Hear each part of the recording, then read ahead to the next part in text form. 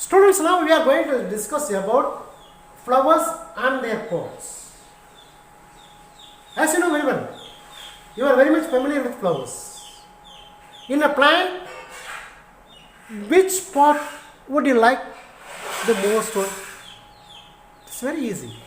Of course, it is a flower. Each and everyone likes flower.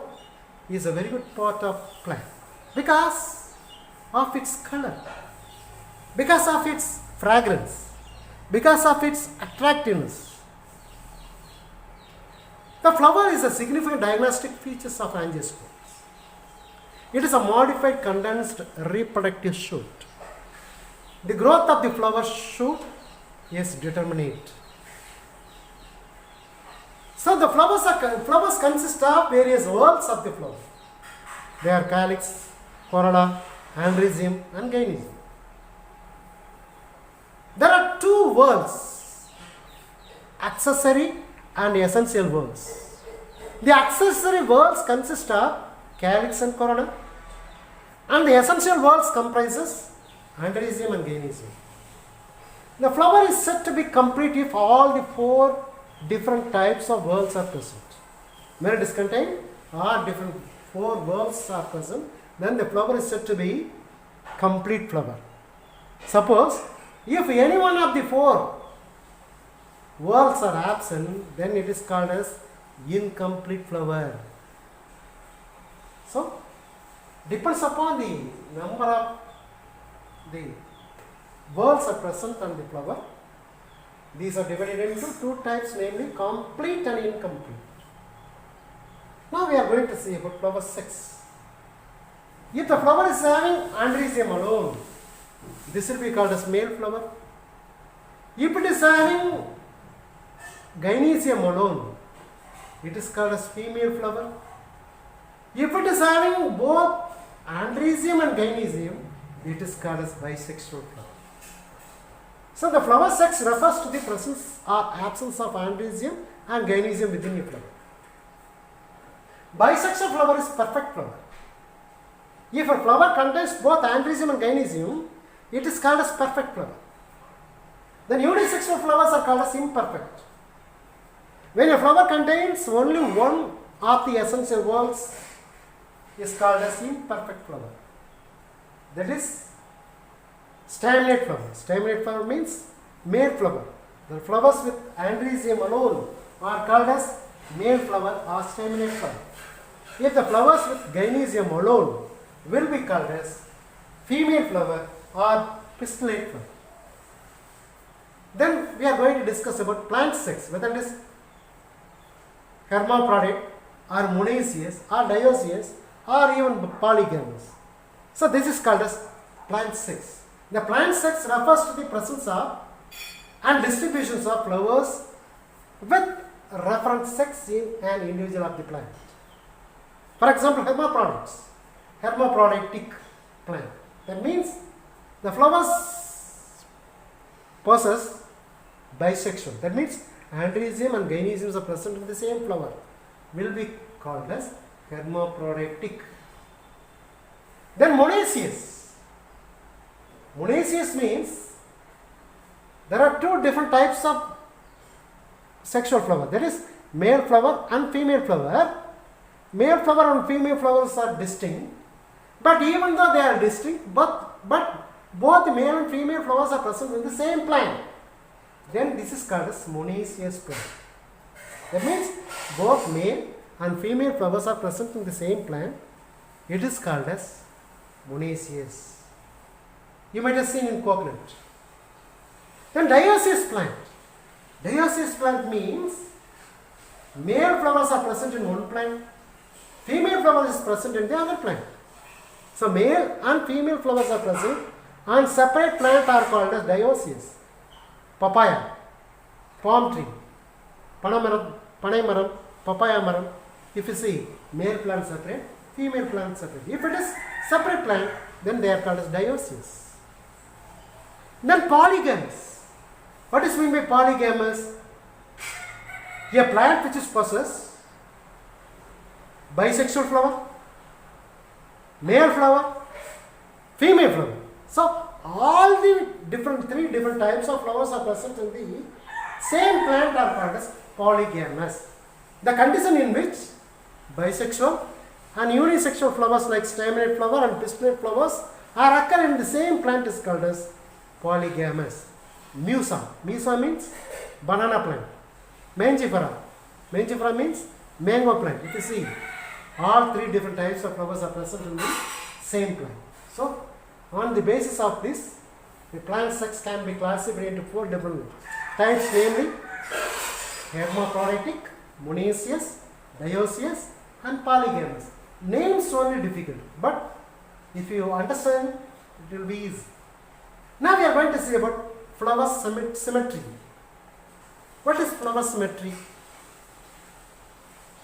What is the radius of the circle? You might have studied in mathematics. Cut a paper into round shape, fold it so that as you get two equal halves. In how many plants will you get equal halves? In how many plants you can divide a cucumber into two equal halves? A flower is symmetrical when it is divided into equal halves in any plant. Suppose this is a flower, yellow color flower, you can cut it anywhere else, which will be looking very symmetrical. This side and that sides are equal. That means it is symmetrical. Suppose if you cut in this plant, this side and that side will be symmetrical. Symmetrical means equal. Then if you cut this plant, this side and this side will be equal. Then if you cut this plant, this side and that side will be equal. If it is cut anywhere else, if it is producing two symmetrical parts, these flowers are called as actinomorphic. On the other hand, if you cut a flower at only one plant, which will be symmetrical, but if you cut in another plant, this might not be symmetrical. These are called as zygomorphic. The zygomorphics are nothing but a flower will be symmetric at only one plant can be dissected. So this is called as zygomorphic. So this is called symmetry. So the third one, you can cut it anywhere else. Will not be symmetric anywhere else. Such a type of flowers are called as asymmetric. So if it is symmetric at anywhere else, these are called as actinomorphic. If it is symmetric at only one plant, it is called as zygomorphic. It will not be symmetric at anywhere else if you cut. These are called as asymmetric. So these are comes under symmetric or flower symmetry. So when it is divided into equal halves in any plant running through the center, the flower symmetry is an important structural adaptation related to pollination of system. So it is further divided into three different types, namely actinomorphic, zygomorphic, and asymmetric. So actinomorphic is also called as radial or polysymmetric. The flower shows two mirror images when cut in any plant or radius through the center. Normally, there are more than two plants of symmetry, then this is called as actinomorphic. For example, hibiscus, datura will be actinomorphic. Then zygomorphic is also called as bilateral symmetry. What is bilateral symmetry or monosymmetry? The flower can be divided into two equal halves in only one plant. This is called zygomorphic. So zygomorphic flower can be efficiently transfer pollen grains to visiting pollinator like insects, butterflies, honeybees and so on. So by Pisum sativum, beans plant, these are all comes under zygomorphic. The third category is called asymmetric or amorphic. Flowers like any plan of symmetry and cannot be divided into equal halves in any plant. The parts of such flowers are called twisted. Canna, Calvada, Canna indica. So this comes under asymmetry. Now we are going to see about arrangements of whorls. There are two different whorls already we discussed. They are accessory organs. They are called as accessory whorl and essential whorls. Now we shall discuss in detail. The position of the perianth, either sepals or petals or tepals, the parts related to one another is called perianth arrangement. This may be cyclic or whirl. That means all the floral parts like sepals, petals, tepals arranged in a definite whorls. These are called as cyclic or whirl. Example, brassica. Then acyclic arrangements. The floral parts are arranged in spiral on the elongated fleshy torus. This is called as acyclic or spiral. Magnolia is a very good example for acyclic. The third category is called spirocyclic or hemicyclic. Some parts are in whirl and the other parts are in spirals. Say it, in between these two will be called as spirocyclic or hemicyclic. Example, Annona and Polyalthia, Netlingam, Sitapalam, these are all comes under spirocyclic. Now, each and every words we shall discuss in detail. First of all, calyx. Calyx, the outer part of the green color part. Before we are going to discuss about the each and every parts of the world, once we can see the parts of the flower. See here, I shall show you the structure of the flower once, then we shall explain in detail.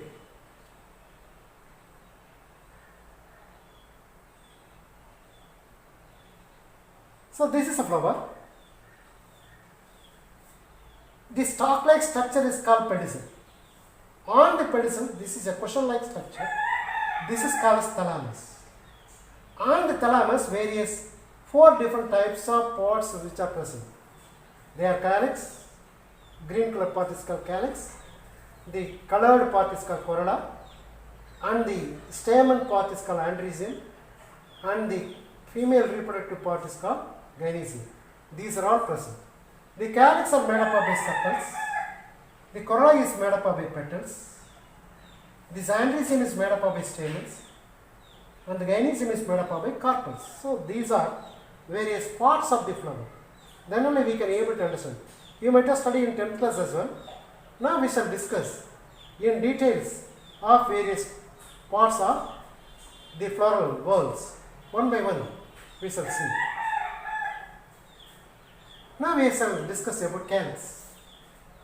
Calyx protects the flower in buds. It is a green color part. The outer wall of the flower is calyx. Unit of calyx is sepal. That means the calyx is made up of by sepals. Normally the calyx are green in color. How they are fused? They may be aposepalous or polysepalous. That means if the sepals are free from one another, they are not joined together, then this is called as aposepalous or polysepalous. The flower with distinct sepals. Example in Annona. Then synsepalous. Synsepalous means if the sepals are joined together to form like a tube-like structure. The flower with united or fused sepals will be called as synsepalous. In Datura, Umathai, which are having synsepalous. Then duration of floral pods. That means how many days, how long the sepals will be retained along with the flower. On the basis of various kinds will be there. Now what is the green part of brinjal fruit? Have you seen the brinjal fruit? At the top of the brinjal fruit, a cup-like green color part which are present. Have you seen? Similar to this, any of the fruits are having the same type? No. If you see tomato, have you seen the same type of green color part? It will be in some of the fruit, but most of the fruit might not. See here. So, the brinjal is having persistent calyx. That means the calyx will not fall. It will be being along with this fruit. But some other fruits, these may be fall. So, on the basis of duration of floral parts, we can divide it into various categories. First of all, Caraccus or Fugaceous. Calyx that withers or falls off during early development of stage of flower. Once the flower is open, the calyx falls down. In some of the flowers like papaver, these will be followed. These are comes under Caraccus. See here, these flowers are Caraccus. These are having calyx. After blooming the flower, the sepals are fallen down. So only petals are retained. Such a type of flowers are called as caudaceous. Next we are going to see deciduous. The calyx that falls soon after the opening of flower. Once the flowers are open, everything will be fallen. Calyx and corolla. So these are called as, blooming of the flower is called as anthesis, or opening of the flower is called as anthesis. So when the open of the flower, both calyx and corolla, if it is fall, then that is called as deciduous. Nelama. Nelama means lotus. So if you see in lotus, both branches are fallen. That is, calyx and corollas are dropping down. Then persistent. Persistent means the calyx will be retained along with the fruit. So calyx that persists and continues to be along with the fruit and forms a cup at the base of the fruit. Already we have seen about brinjal. So brinjal is having an umbrella-like structure, green color pot, which is persistent, which is permanent. So these are called as persistent. Then the fourth category is called acrescent. The calyx that is persistent grow along with the fruit and encloses the entire fruit, either completely or partially.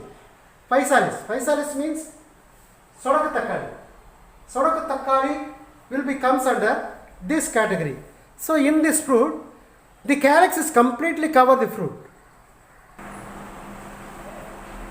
Look at the picture. At the top of the picture we have seen the persistent calyx with brinjal. See here, this is brinjal fruit. Over this brinjal, there is permanent calyx is there. So this is physalis. Physalis means sodakatakali. So inside fruit is there. This is calyx. This calyx is entirely covered. It is permanently covered completely, but it is partially covered. So this persistent calyx, this is acrescent calyx. So these are very good example of various types of calyx which are persistent. Now we are going to see about shapes of calyx. Have you noticed the shoe flower? Shoe flower means hibiscus. Shoe flower calyx, it is a bell-shaped structure. So if it is having bell-shaped structure, it is called as campanulate. So if you see about hibiscus flower, it is forming like a bell shape. If it is bell-shaped calyx, it is called as campanulate. The fruiting calyx is urn shaped. Urn means mudumakkal thali nu solvaanga Tamil. So if it is looking like a jar, so if it is jar-like structure, which will be called as urceolate. In Withania, it is called as urceolate. In Datura, the calyx is tube-like structure, and it is known as tubular. Then in some other flowers are having two-limbed calyx. If you see in rosimum, then the petals will be looking like a lip-like structure, upper lip and lower lip. So in such occasions, sometimes the calyx is colored, then this will be called as petaloid. Sometimes Musandra is a flower. I shall show you the flower. See here, this is Musandra. This calyx is being red in color. Usually calyx is green in color. So it is looking like a petal shape, petal color, So that is why it is petaloid. See here, it is campanulate. It is forming like a tube-like structure or cup-shaped structure. It is called as campanulate. So this is a calyx which is forming like a hair-like structure. It is called pappus. So on the basis of the shapes, these are having various types. So in Triodox, if you see, the calyx is modified into hair-like structure, as we see in the diagram picture. It is pappus. Next we are going to see the second ball is called corolla. Corolla is the most attractive part in the majority of the flowers and is usually brightly colored. Corolla helps to display the flower and attracts the pollinators like insects, butterfly, bees, honeybees, and so on. Then we are going to see about fusion of corolla. If corollas are free from one another, if petals are free from one another to form a corolla, it is called as apopetalous or polypetalous. That means the petals are distinct, are free from one another. Example, hibiscus. The second category of fusion is sympatalous or gamopetalous. Petals are fused together to form a cup-like structure or tube-like structure. Then this is called as sympatalous or gamopetalous. In Datura flower we can see. Next we are going to see about perianth. Perianth is nothing but, as I said just now in the previous class, if you are able to distinguish between calyx and corolla, the green color part is called calyx, the colored part is called corolla. If you are able to distinguish with our naked eye very simply, then this is called as calyx and corolla. On the other hand, some of the flowers of monocot, we cannot able to isolate. This is calyx, this is corolla. They are intermediate between these two. Will be called as perianth. Can you recall the term homochlamydious? There is undifferentiated calyx and corolla in a flower is called as perianth. Each member is called tepal. So that means perianth is made up by tepal. As we discussed earlier, calyx is made up by sepals. Similarly, corolla is made up by petals. Same way, perianth is made up by tepals. If the tepals are distinct, they are called as apopetalous. That means if the tepals are free from one another, they are called as apotepalous or polyphilous. In Allium sativum, garlic. Allium sativum means garlic. Pundu. If you see, these tepals are free from one another. Some of the flowers like Allium cepa, onion, these tepals are joined together, fused together. These are called as syntepalous or gamophilous. Apart from this, rhodicule is also there. The reduced scale like perianth in the members of Poaceae is called lodicule. In paddy and grass family, these perianths are reduced and form like hairy appendages. These are reduced scale like perianth. These are called as lodicule. Now we are going to see about arrangements of sepals and petals in a flower. These are called as estivation. It is very important 5 mark question. Explain about estivation. First of all, we should understand what is estivation. The arrangements of sepals and petals in a flower in the bud condition is said to be estivation. Either it may be sepal or petal. Both are arranged. See here, look at the picture. We can be able to understand 5 different types of estivations are there, arrangements of sepals and petals. Either it is sepals or petals, whatever may be. See here, these are all showing petals. These petals are touching each other. So one end of the petal are joined together or touched with other petal. So this is called as valvate estivation. See the second category. It is overlap. It is forming a twisting.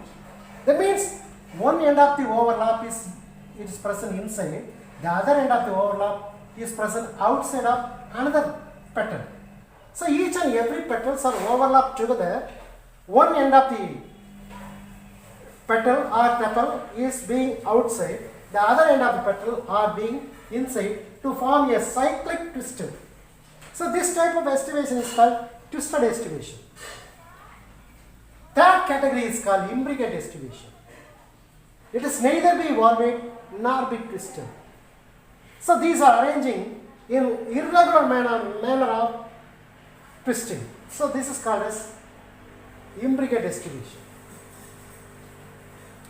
Then 2 different types of another imbricate estivation is called as quincunxial and vexillary. If you see, each and everything can be studied in detail one by one. What is estivation? Estivation is nothing but arrangements of sepals and petals in the flower bud which will be called as estivation. First of all, valvate. Valvate estivation is nothing but the margin of the sepals or petals do not overlap but just touch each other. For example, calyx in Malvaceae family, Calotrapis, Annona, these are all just touching each other. These are comes under valvate estivation. The second category is called twisted or convolute or contorted estivation. One margin of each petal or sepal are overlapping with another one, other petal. So petals are China rose. The third one is called imbricate estivation.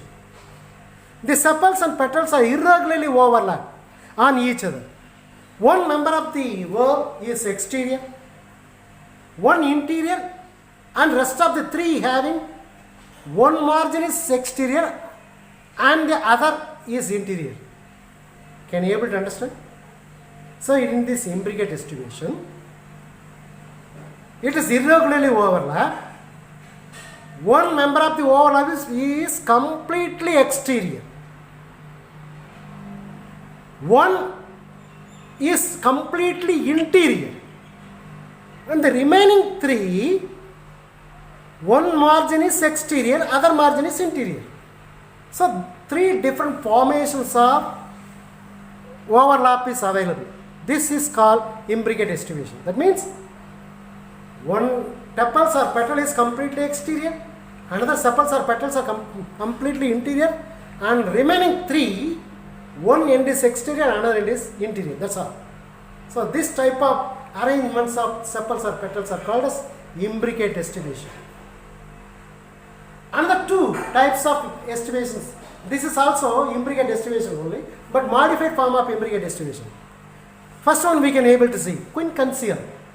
It is a type of imbricate estivation in which two petals are external and two petals are internal, and one petal with one margin is internal and the other margin is external. See, look at the picture. So this is quincunceal. Two tepals are exterior, two tepals are completely interior, and one tepal is, one end is interior, another one is exterior. This type of arrangement is called quincunceal imbricate estivation. And the fifth one is called vexillary. Large posterior petals, both margin overlaps, two lateral petals. The lateral petals margin overlap anterior petals.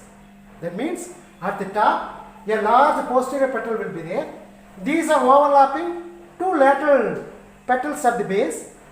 These two lateral petals other margin are overlap anterior petals. For example, look at the picture. This is large petal. It is overlapping two lateral tepals. These two lateral tepals overlapping another interior tepal.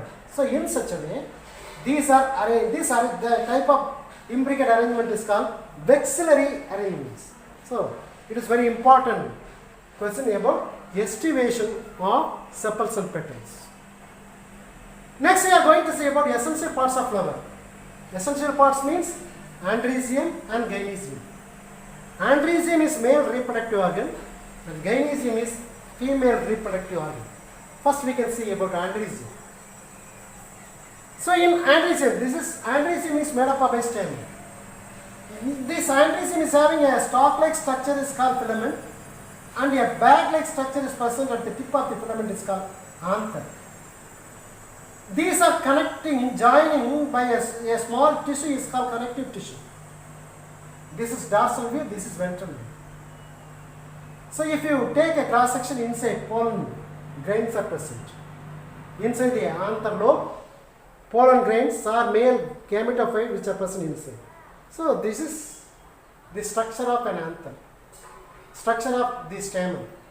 So number of stamens are combined together to form androecium. The third one of flower is male reproductive part of the flower. It is composed of stamen. That is called, it is also called as microsporophylls. Each stamen consists of three parts, namely a stalk-like structure is called filament and a bag-like structure is called anther. These two parts are connected together with the help of a group of tissue is called connective. First of all, anther. The upper swollen part of the microsporangia is called anther. The filament is stalk-like structure of stamen. connective, a tissue connecting anther lobes with the filament.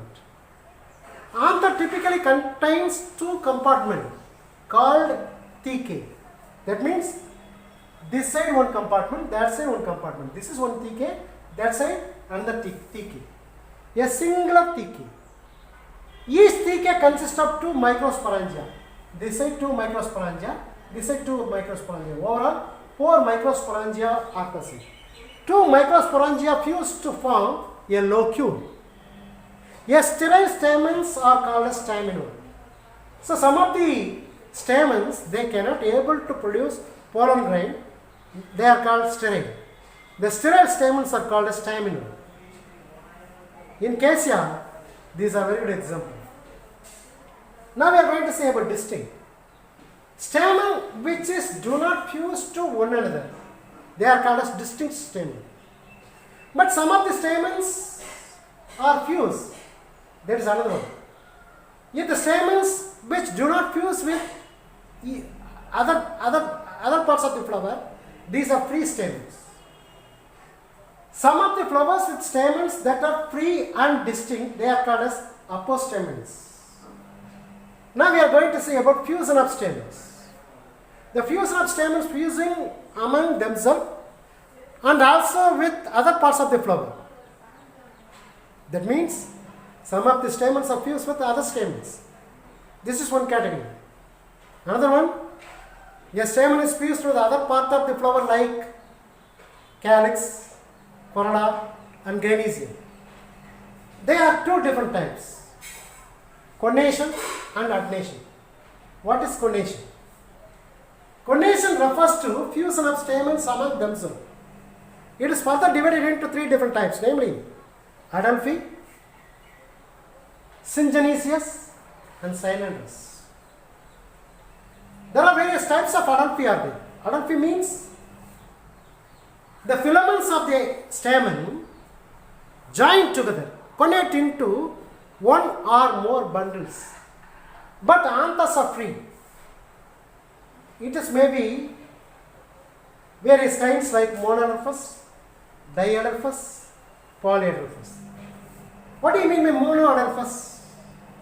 Monoadelphous is nothing but all the filaments are joined together to fuse together to form a single bundle. In almost all types of Malvaceae,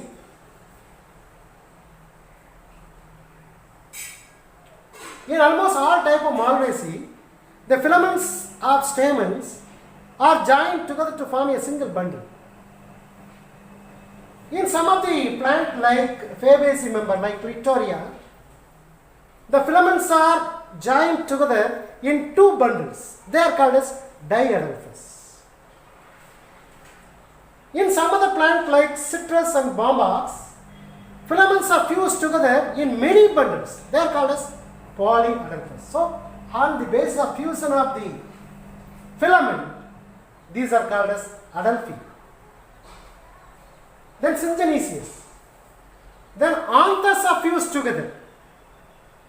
When anthers are fused together, on the base of it, it is various kinds. Sometimes, if the anthers are joined together and filaments are free, these are called as Syngenesius. The previous one is filament fuse, anthers are free. But in this case, anthers are joined together and filaments are free. Almost all Asteraceae will be having the same kinds. The third category is called Cynandrous. Cynandrous means both filaments and anthers are completely fused together. In Coccinea is a very good example. The second category is called adnation. What is adnation? So far we have seen about Adelphi. Now we are going to see about adnation. Adnation refers to the fusion of stamens with other floral parts. So far Adelphi is nothing but fusion of various kinds of stamens itself. That means fusion of the same kinds of andresium. Now we are going to discuss about the stamens or the andresium fused with other floral parts like calyx or corolla or even gynecium. So adnation refers to the fusion of stamens with other floral parts. For example, epipetals. That means epi means on, petal means petal. That means stamens are attached with petals are called as epipetals. So these stamens are called as epipetal stamens. In brinjal, datura, in almost all Solanaceae members are having epipetal stamen. Then episepal stamen. That means stamens are fused with sepals. Example in Grevillea, in silver oak plant, the stamens are attached with sepals. These are called as episepals. Then epitepalous or epiphyllous. That means stamens are fused with tepals in asparagus. It is epitepalous. Then gynostegium. What is meant by gynostegium? The condition or fusion product of stamens and stigma. That means the androecium is fused with gynecium is called as gynostegium. In Calotrapis, Orchidaceae, these are all comes under this category. Then pollinium. Pollinium means inside the anther, pollen grains usually free from one another. But in pollinium, these pollen grains are fused together as a single mass. Example, Calotrapis. Now we are going to see about arrangements of stamens related to the length of the stamen. Some of the stamens are shorter, some of the stamens are very longer. Some of the stamens are within the same flower itself, two different categories, tall and short. So we shall see one by one. First of all, didynamis. Didynamis means four stamens of which two with long filaments and two with short filaments. In Ocimum, in Tulsi plant, if you see, four stamens are tall, short, and four filaments are long, two filaments are short. Such a type of arrangements of stamens are called as didynamis. Then tetradynamis. In tetradynamis, some of the plants like Brassica, 6 stamens which are long. Overall, 6 stamens are there, of which 4 with long filaments and 2 with short filaments. This is tetradynamis. Heterostaminous. Stamens of different length in same flower. Some of them are tall, some of them are short. That means irregularly they are being in the height. So these are called as heterostaminous. Then anther type. Which type of anther? Which is having single theca or two theca. On the base of it is further divided. They are further divided into monothecal and dithecal. First of all, monothecal. If the anther is having one lobe with 2 microsporangia, they are kidney shaped in a cross section. See here, these anthers are kidney shaped. And if you take a cross section, we will have only 2 microsporangia, 2 chambers are present. Such a type of arrangements are called monothecal. The second one is called dithecal. It is a typical type having 2 lobes with 4 microsporangia. They are butterfly shaped in cross section. In example, Solanaceae, if you see, these are having dithecus. Various types of Adelphus we have seen, This is all the filaments are fused together to form a single filament tube. This is called as monoadelphus.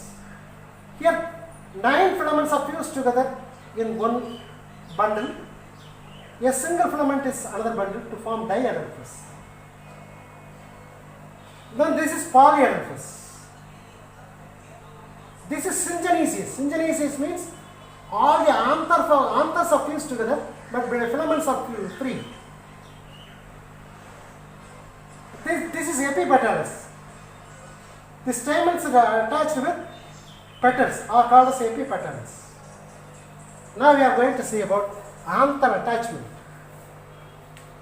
First one, base fixed. What is base fixed? The base of the anther is attached to the tip of the filament. It is called as base fixed. Example datura. Then dorsifixed. The apex of the filament is attached to the dorsal side. Dorsal side means lower side. Lower side of the anther, which is called as dorsifixed. Then versatile. The filament is attached to the anther at the midpoint of the anther in grasses. Then alternate. Filament is continued from the base to the apex of the anther in Nelumpa. So these are all some examples. See here, it is a base fix. Here the filament is attached at the base. It is dorsifix. Dorsifix means on the lower side. The anther is fixed at the lower side of the anther. I mean, the filament is attached to the lower side of the anther. So this is versatile. The filament is attached on the midpoint of the anther. This is adnate. Adnate means the filament is attached from top to bottom, the middle of the top to bottom of the anther. So this is called as adnate. That's all about andresium.